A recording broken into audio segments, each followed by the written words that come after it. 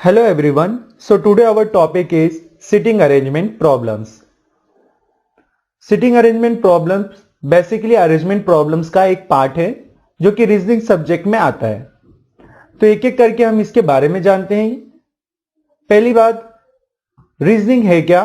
The mental recognition of cause and effect relationship is called reasoning. मतलब हमारी जो बौद्धिक क्षमता है कारण और प्रभाव के बीच के संबंध को जानने की, इसी को हम रीजनिंग कहते हैं। इसमें अरेंजमेंट प्रॉब्लम पे क्वेश्चन बनते हैं। अरेंजमेंट प्रॉब्लम नाम से ही समझ में आता होगा कि किसी चीज को अरेंज करने पे जो सवाल पूछे जाते हो। तो पहला आता है sitting arrangement problems, second schedule building, third transaction analysis. तो इसमें सिटिंग अरेंजमेंट प्रॉब्लम्स बेसिकली है क्या? Find the situations in which man standing in a line और sitting around a table in a particular order. हम ऐसी situation जानने की कोशिश करते हैं जिसमें कि कुछ लोग किस तरह से एक लाइन में खड़े हैं या किस तरह से एक टेबल के आसपास बैठे हुए हैं, उनका क्या ऑर्डर है। इस चीज को जानने के लिए जो चीज हम करते हैं उसको हम बोलते हैं सिटिंग अरेंजमेंट प्रॉब्लम्स। तो इसमें क्वेश्चन ऐसा पूछा जाता है कि चार लोग हैं और चार लोग किस तरह से खड़े हैं। तो यहां पे उसका आंसर हमें इस तरह से बताना पड़ेगा कि अनुज पहले खड़ा है, फिर फराज, यश, फिर अर्पित। या फिर ऐसा क्वेश्चन पूछा जा सकता है कि एक सिटिंग अरेंजमेंट है एक टेबल के आसपास, ठीक है।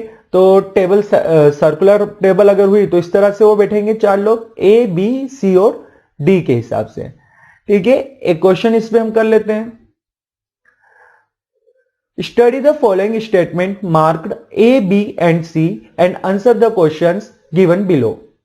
A, B, C, D and E are five boys sitting in a circle. C is sitting immediately to the left of E. A is sitting between D and E. फिर इसमें हमें question 1, 2 और 3 ये तीन क्वेश्चन इससे ही जुड़े हुए हैं, पूछे गए हैं। पहला क्वेश्चन ये है, who is sitting to the immediate left hand side of E of C? E, A, B, D. Second, who is sitting between B and A?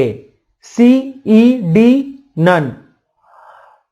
Third, E is sitting between B and D, D and E, B and E, A and C.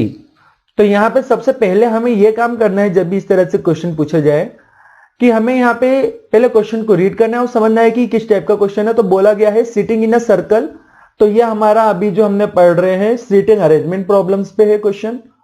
और यहाँ पे पांच लोग आसपास एक circle के बैठे हुए हैं। तो इसका आंसर निकालने के लिए हमें पहले ये ए बी सी की मदद लेनी है और इससे एक डायग्राम बनाना है। उस डायग्राम में हम चीजों को ढूंढेंगे जैसे क्वेश्चन पूछे गए हैं और उसके आंसर बताना बहुत आसान हो जाएगा। सबसे पहले आप क्या करोगे, पांच लोगों के लिए एक सर्कल में बैठने की जगह बना दोगे। तो एक सर्कल बना दिया और पांच लाइन ये शो कर रहे हैं कि पांच लोग कहां पे बैठ सकते हैं। फिर उसके बाद हम रीड करेंगे तो बोला है C sitting immediately to the left of E. जहां भी ई बैठा है उसके लेफ्ट साइड में सी बैठा हुआ है। तो अगर ई एक पर्सन है तो उसकी दाईं तरफ पूछा है कि सी बैठा हुआ है, तो ई मैंने कहीं पे भी बना सकता हूं। मैंने यहां पे बना दिया मान लो एक जगह पे, तो उसका लेफ्ट साइड क्या हुआ, ये वाली जगह हुई। तो यहां पे मैंने क्या बना दिया, सी। अब उसके आगे बढ़ेंगे हम, अभी ये तीन जगह खाली है।